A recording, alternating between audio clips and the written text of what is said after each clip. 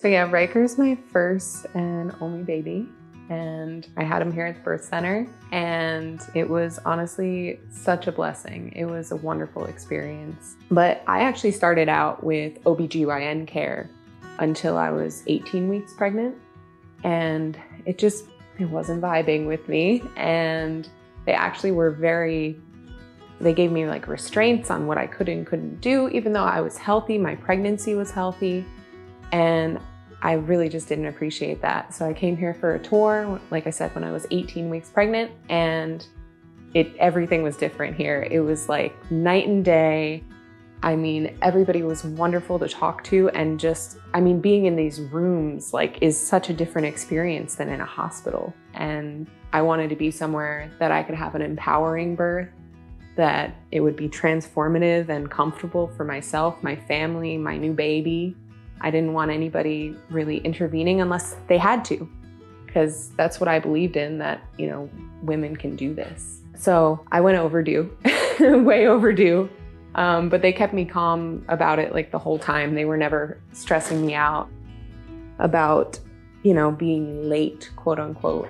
So it was always calm from the very beginning. And I ended up actually being in labor for 38 hours, which is on the longer side for sure. And they were here for me every moment. I actually had 3 different on-call midwives while I was here because of the shift changes and stuff like that. And I knew every one of them on a semi-personal basis, as in I saw them for appointments before.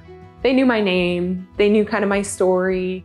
I liked to work out, I had things that I wanted in my birth that they all knew about. They let me, hang out in the wonderful tubs they have here as long as I wanted to, honestly, which was my number one thing that I wanted. I knew I wanted, and I ended up really needing in labor, was that water aquatherapy. I'm just overall very appreciative, because I don't think in a hospital setting I would have been able to have anywhere close to the experience that I had here.